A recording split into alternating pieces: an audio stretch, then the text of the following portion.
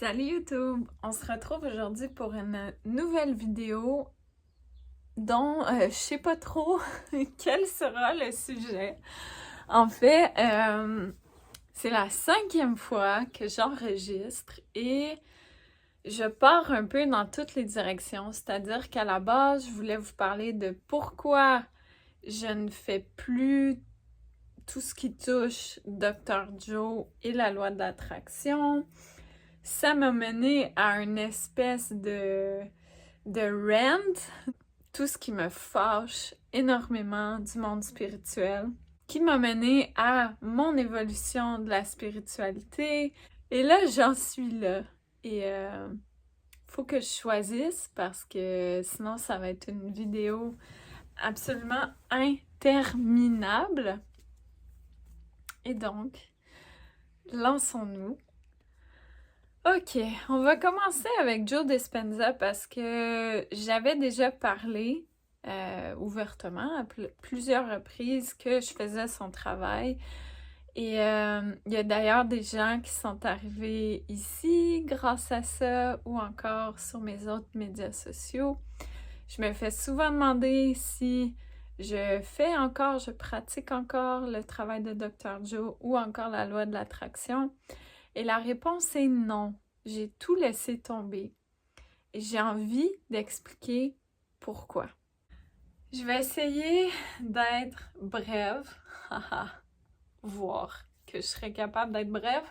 Mais je vais essayer d'être concise, ok? De ne pas m'éparpiller un petit peu partout.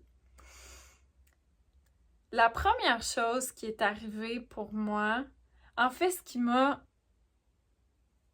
qui a propulsé mon décrochage, on va dire, c'est que j'ai eu beau tout faire à la lettre, le travail de Dr. Joe et de la loi de l'attraction, donc faire mes méditations à tous les jours, plusieurs méditations, à penser positivement, à écouter des entrevues, de Dr. Joe, à écouter des canalisations de la loi de l'attraction. Je faisais tout, absolument tout, là, à la lettre. Je pensais super positif aussi. Et à un moment donné, mon état s'est mis à dépérir. Donc ça, déjà, en soi, c'était un coup assez difficile parce que bon, si la guérison miraculeuse spontanée n'arrive pas, reste que j'avais quand même l'impression que, au minimum, mon état se stabiliserait. Et donc là, quand je me suis mis à dépérir, donc ma vue a baissé davantage, mes jambes à se rigidifier davantage. Pourquoi il y a toujours des mouches dans cet appartement? Pourquoi vous avez pas de moustiquaires en France sur les fenêtres? Je comprends pas! Ok, fin de la parenthèse. Qu'est-ce que je disais? Donc ouais, je me suis mis à dépérir, puis ça a été un coup dur. Et ce qui a été encore plus difficile, c'est que quand j'ai voulu approfondir un peu dans les entrevues de la loi de l'attraction, de Abraham, qui est l'entité canalisée par la dame, ou les entrevues de Dr. Joe, je trouvais pas de réponse autre que des espèces de platitudes du genre Dr. Joe, par exemple, va être assez candide de ce côté, il va dire « J'ai pas la réponse. Je sais pas pourquoi certaines personnes guérissent et d'autres non. Je le sais pas. Mais je peux juste vous dire de continuer de persévérer. Parfois, ça prend des années, mais ça va se passer. » Et du côté de la loi de l'attraction, là, c'était des platitudes du genre « Si tu guéris pas, c'est parce que tu as encore de la résistance à l'intérieur de toi. Donc, tes pensées sont pas assez pures, positives et en fait, tu as l'auto-sabotage encore en toi. » Et là, en allant sonder un peu la communauté de ces deux communautés-là, ben c'était des platitudes encore pires, j'ai envie de dire, parce que ça me faisait vraiment sentir que c'était de ma faute. Si mon état s'empirait, c'était de ma faute. Parce que, justement, je méditais pas assez bien, je méditais pas assez, je méditais pas comme il faut, je pensais pas assez positivement, j'y croyais pas vraiment. Puis là, à un moment donné, j'ai comme, un peu comme un élastique qu'on étire puis qui brise, là, ça a éclaté. J'ai fait, non. Non, là, ça suffit. Ça se peut pas dire des choses comme ça à quelqu'un, à n'importe qui, mon Dieu, à quelqu'un qui est malade, qui fait ce travail-là dans un but de guérison, dont l'état s'empire, et là, tu viens lui dire que c'est de sa faute. Non! Donc, en fait, c'est à ce moment-là où j'ai décroché, j'ai arrêté. En fait, j'ai suivi la recommandation de la loi de l'attraction qui dit de suivre en fait le fil de ce qui nous fait sentir bien. Et là, j'ai reconnu que ce travail-là ne me faisait pas du tout sentir bien. Au contraire, ça me faisait sentir mal, ça me faisait culpabiliser. Donc, j'ai tout arrêté.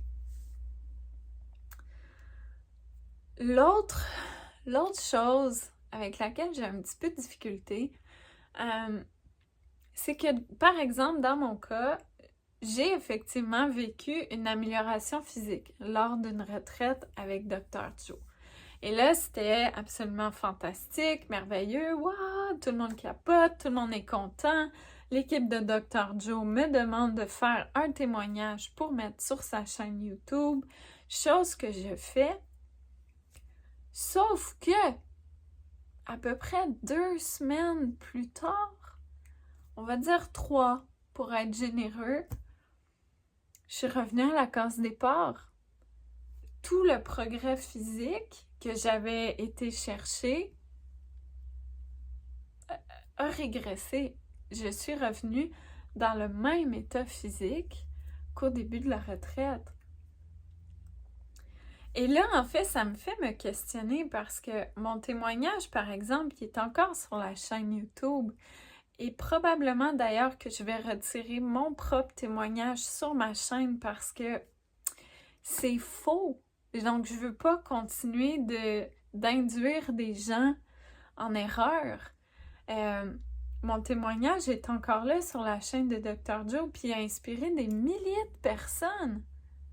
Mais il est faux. Je vais pas mieux. Ça a duré quelques semaines à peine. Puis c'est revenu où c'était. Et par la suite, même en continuant de faire ce travail-là, j'ai régressé. Et aujourd'hui, ben, je suis en train de devenir aveugle. Puis je marche en déambulateur. Je me déplace très difficilement. J'ai besoin de la chaise roulante quand il faut que je me déplace au-delà de 5-10 minutes. Donc, je trouve ça tellement faux que mon témoignage soit encore là et que Dr. Joe s'en serve. Je sais en fait parce que j'ai des amis qui ont participé à une retraite qui a eu lieu après celle que j'ai faite. Et mes amis étaient là aussi à celle que j'ai faite. Et donc, elles ont tout de suite reconnu dans son partage, son témoignage, c'est de moi dont il parlait. Puis là, je me dis, ben ça induit les gens en erreur. Puis je me pose la question, en fait, il y a combien des histoires qui nous partagent, il y a combien des témoignages qui nous apportent, qui sont des gens comme moi, en fait, qui vont pas mieux. Ou même, j'ai une amie qui me disait, elle m'envoyait un témoignage, puis elle me dit, il est vraiment, vraiment incroyable ce témoignage-là. C'est juste vraiment dommage parce que la personne est décédée finalement. Mais c'est comme, pourquoi c'est encore là? Fait que bref, ça me fait juste me questionner. Puis, tu sais, d'un autre côté, là, il y en a des témoignages qui sont vrais. C'est vrai qu'il y a des gens qui ont guéri. Mais je pense que rendu là, tout ça, là, c'est beaucoup plus grand que nous. Puis il faut arrêter de croire qu'on a du contrôle là-dessus. On a du contrôle sur notre propre vie, sur comment on se sent, à 100%. J'ai du contrôle sur le fait que je me suis transformée intérieurement. Vraiment. J'ai du contrôle sur le fait que j'arrive à générer au quotidien beaucoup de sérénité, beaucoup d'appréciation, beaucoup de présence, de gratitude, de joie, malgré tout ce qui se passe dans ma vie. J'ai du contrôle là-dessus. Mais au-delà de ça, je commence vraiment à avoir de la difficulté à croire. En fait, je crois qu'on peut transformer notre vie. Vraiment. J'y crois, puis j'en suis la preuve. Mais je commence vraiment à décrocher de cet univers-là spirituel parce que, premièrement, je trouve qu'on a tendance à s'éloigner de ce qui est important. Et je trouve ça dommage parce qu'au début de son travail, Dr. Joe était beaucoup là-dedans. Justement, la transformation interne, personnelle, qui fait qu'on transforme nos vies. On n'a pas le choix parce qu'on se transforme puis on devient des meilleures personnes. Donc, évidemment que ça se répercute, ça se reflète dans notre entourage, dans notre environnement. Mais après, je trouve que ça a beaucoup dévié dans quelque chose de très superficiel qui est justement de manifester sa vie de rêve, manifester plus d'abondance financière. Puis, je veux dire, l'univers spirituel pullule de ce genre de propositions-là. Puis en fait, ça me rend triste parce que on perd vraiment l'essentiel. On s'éloigne de ce qui est vraiment important. Puis ce qui est vraiment important, c'est ici. C'est notre cœur. C'est qui on est. C'est est-ce qu'on est en paix avec notre conscience? Est-ce qu'on est en paix avec qui on est, avec notre quotidien, avec nos choix? Donc, je trouve que, justement, Dr. Joe, la loi de l'attraction, mais aussi tellement d'autres propositions de l'univers New Age et spirituel, je trouve qu'on tombe dans la superficialité puis on s'éloigne de c'est quoi vraiment être humain puis c'est quoi qui est important. Puis en faisant ça, en plus, on ignore complètement, même pire, on dénigre complètement la réalité de tellement de gens qui souffrent d'injustice, qui vivent des épreuves vraiment difficiles. Puis on leur sert des banalités. Et là, j'ai pas envie de les nommer parce que je trouve ça violent puis j'ai pas envie de les répéter, mais...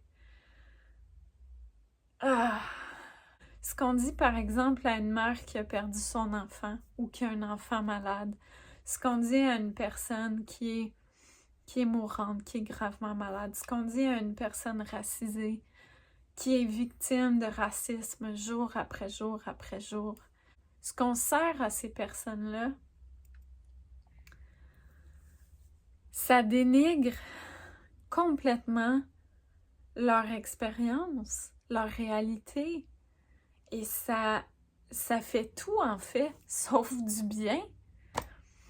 Alors que ces univers-là, ces propositions-là se cachent derrière le fait qu'elles veulent faire du bien, qu'elles sont bienveillantes, qu'elles sont, vous savez, love and light.